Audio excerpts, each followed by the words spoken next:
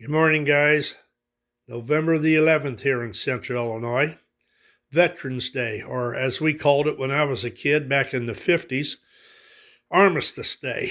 It's going to make a nice break in the week, and I hope wherever you're at, you're not knee deep in snow.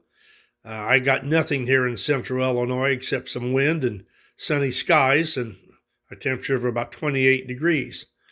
But I thought I'd put together a little train of cattle cars. That I've always been fond of cattle cars. I have no idea why. Maybe it was because I was a farm kid. But cattle cars shipping livestock by rail, I don't even think exists anymore on the American railways. But I've always had a fondness for them, and quite frankly, I don't know why. But one of my favorites that I've got is this one here in 1 gauge by Markland.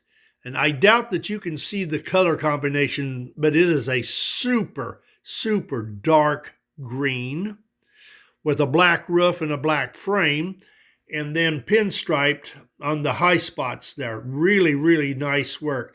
I wish I had a hand as steady as the individual or the lady who pinstriped this thing. Really, really fine detail work on that. But what we've got is a 390 with a 390, I think it's called an X. It's got the high wheel trucks, the 200 series. And I've got a combination of 200 series cattle cars and 500 series cattle cars.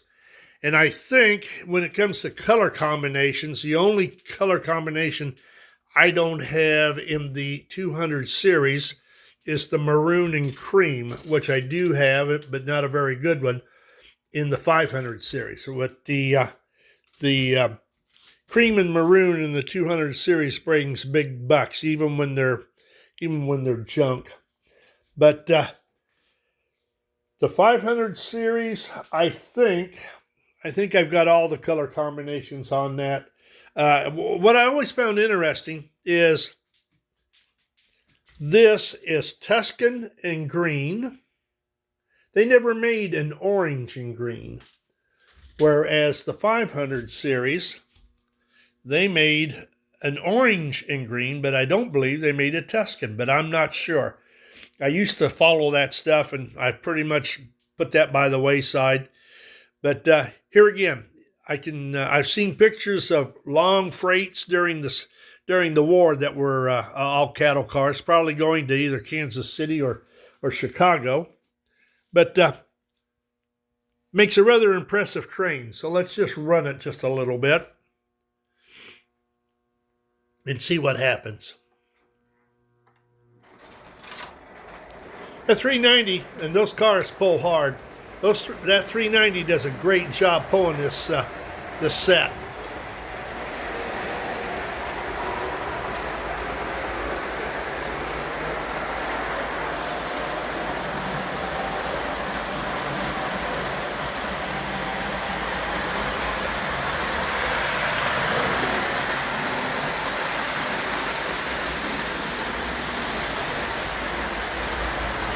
It moves it right on down the track.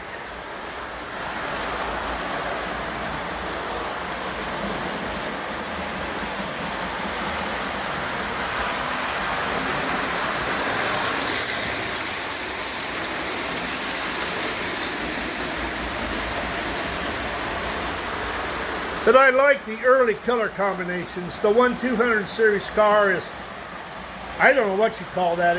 To me, it's a dirty gray and maroon. Tuscan, maybe, right there.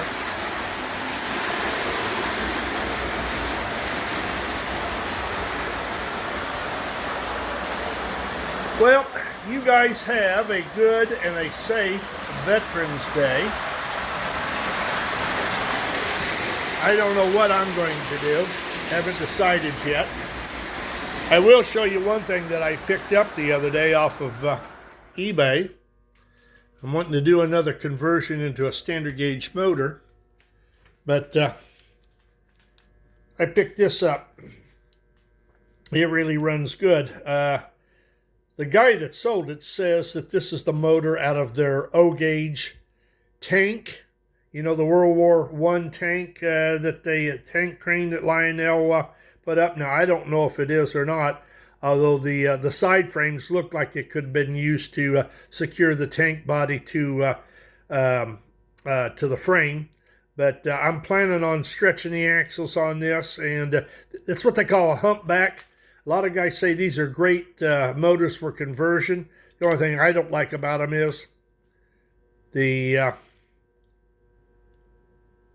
pinion there. You can't take the armature out without pulling the pinion, so that causes a problem. You know, if you're a great mechanic, you can do it. I am not, but this is just something for further use. Like I say, it runs real well. So, all right, you guys have a good one. We'll talk with you later. Toodaloo.